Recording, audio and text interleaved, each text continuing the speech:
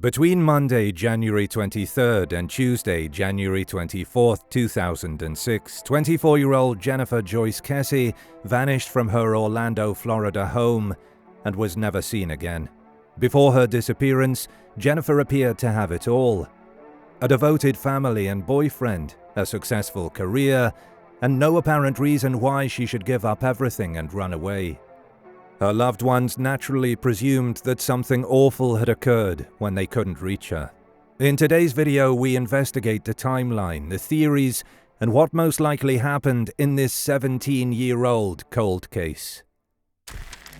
Jennifer was promoted to project manager at Westgate Resorts in Ocoee, Florida, in the months before her disappearance, and she had recently purchased a condominium at the Mosaic at Millenia in Orlando. Joyce Kesse reportedly told reporters that her daughter was just really happy.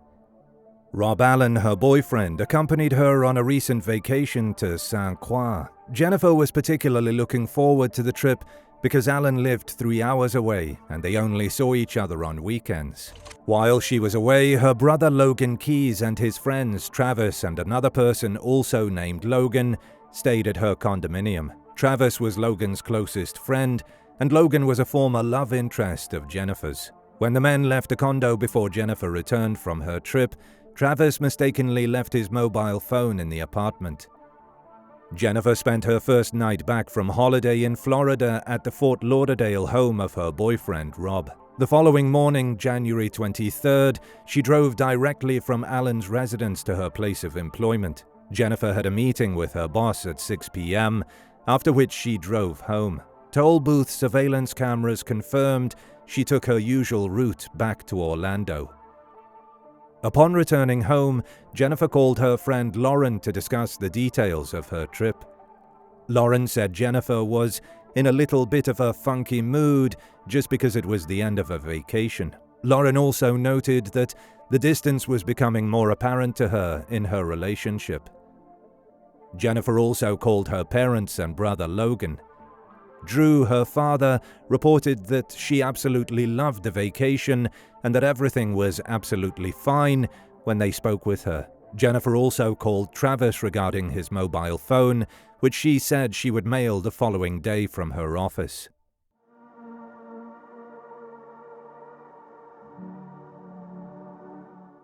Our timeline begins with Jennifer's final phone call and the last person known to have spoken with her. Monday, January 23rd, 2006, 10 p.m. The last known call Jennifer made was to her boyfriend, Rob Allen. According to reports, Jennifer made the call from her landline as she had poor mobile reception in her condominium. Allen claims that he and Jennifer had a disagreement during the phone call.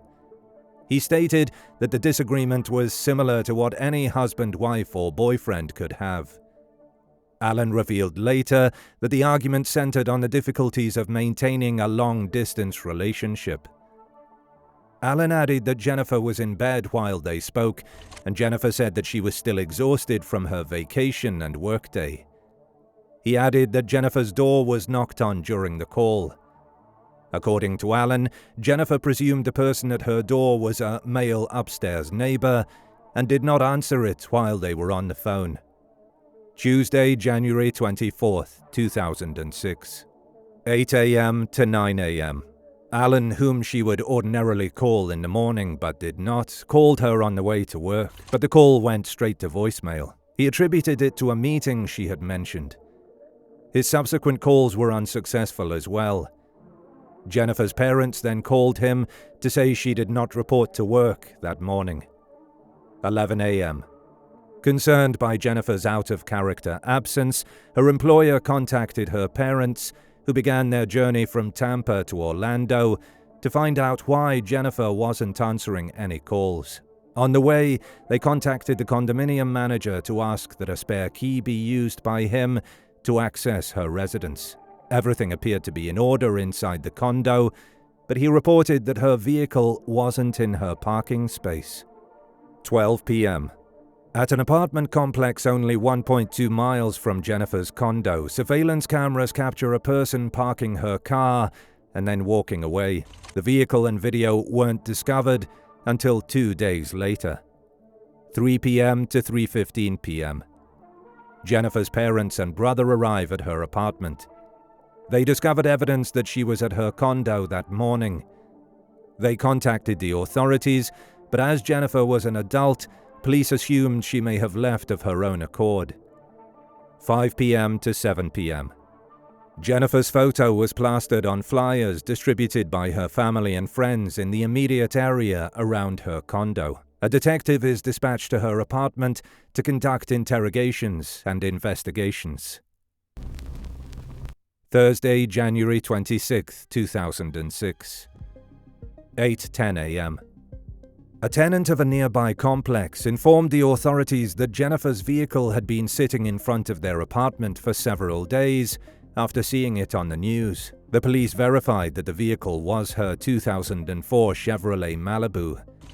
The vehicle was photographed and then taken for forensic analysis.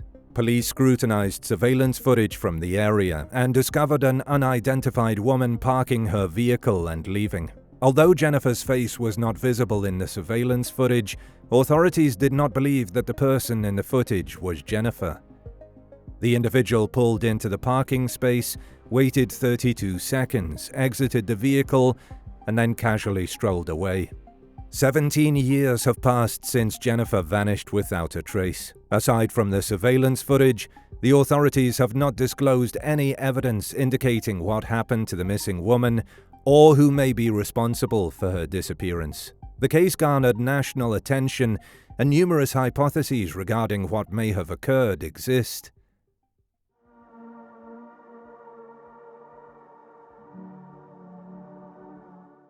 Jennifer was not only an intelligent, kind, and responsible young woman, but also exceedingly safety-conscious, according to those who knew her best. She knew the dangers that could beset a young woman living alone and knew how to protect and defend herself due to her devotion to the Law and Order television series. Jennifer was notoriously hyper-vigilant about her surroundings, never leaving her vehicle or condo doors unlocked, and never allowed strangers to enter her home. Many think that construction workers are responsible for her disappearance. In November 2005, just before the Thanksgiving holiday, Jennifer moved into her condo. The complex was undergoing extensive renovations and construction at the time. The complex had yet to reach its maximum occupancy when she moved in. Jennifer told multiple people, including her parents, that the construction workers, some of whom resided in the vacant condos while they worked on the site, made her uncomfortable by leering at her, whistling and making catcalls. Jennifer's father, Drew Kesse, described her feelings of unease in an interview, relating that when he was on the phone with Jennifer while two painters were performing touch-up work at her condo, she told him she didn't trust him. Jennifer used her lunch break to drive home, unlock the door and wait while the workers did their work, because she refused to allow anyone inside her home while she was away. Drew could discern that the workers in the background did not speak English as Jennifer attempted to communicate with them. Several years later, Drew would learn that one of those workers had been arrested and jailed. During his interrogation, the man was questioned about whether or not he had ever communicated with Jennifer. It was discovered that this person had worked at Mosaic while it was undergoing renovations and at the time of her disappearance. According to Drew, the man claimed that he knew who she was, that she was a lovely lady, and that the last time he saw her, she told him and his colleagues to lock up before you leave. Anyone who knew Jennifer would realize this could not have been true. While Jennifer's boyfriend was cleared as a suspect, it is well known that her ex-boyfriend Matt was at a bar called Blue Martini, located directly across from her apartment complex when she disappeared.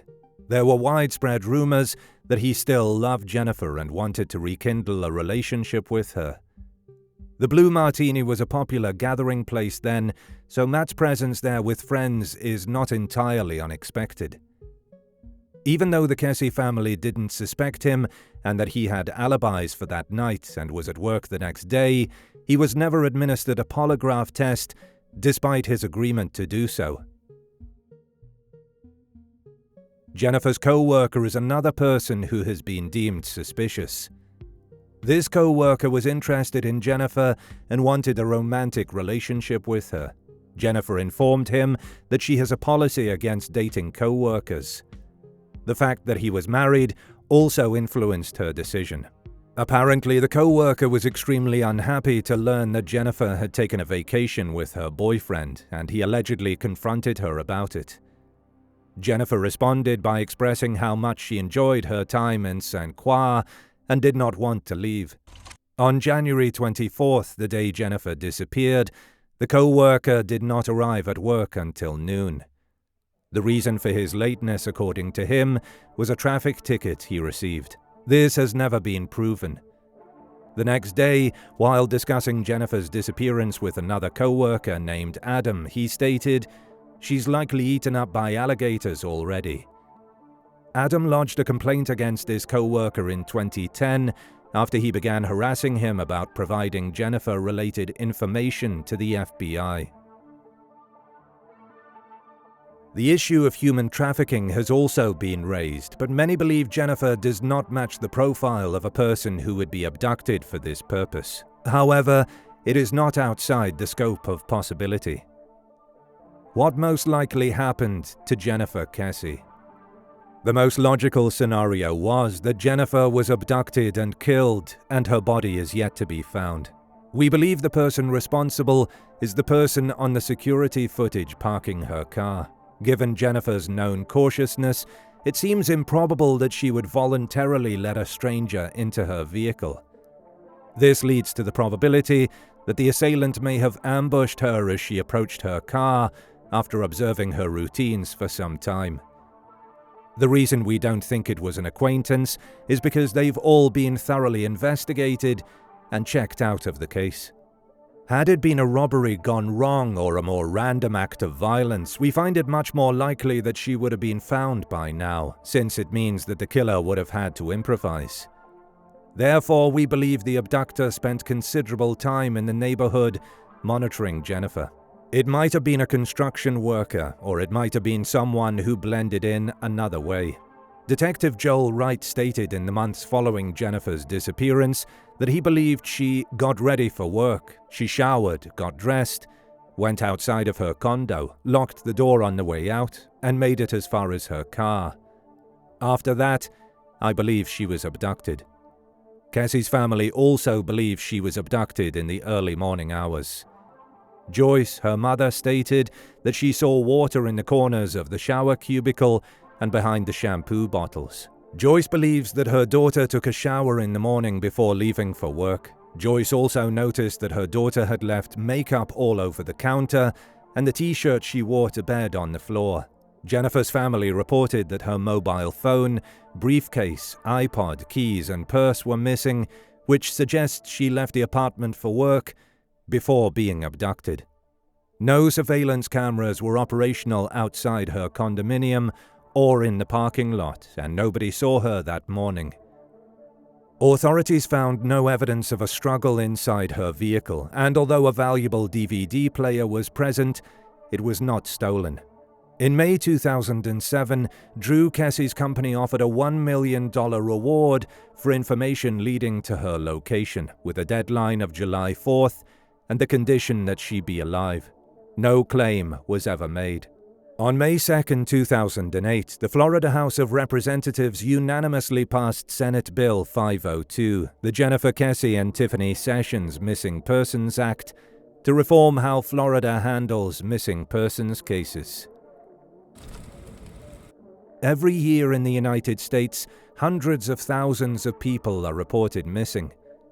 With 2,133 reported missing persons, California ranks first, followed by Florida with 1,252 and Texas with 1,446. Jennifer Kesse is one of thousands of missing persons in Florida, but the Jennifer Kesse and Tiffany Sessions Missing Persons Act will preserve her legacy. What do you think happened to Jennifer Kesse? Please leave your comments below. If you love our content and want to support the channel, feel free to check our web shop where you can find exclusive true crime merch, Brought to you by Bad Things.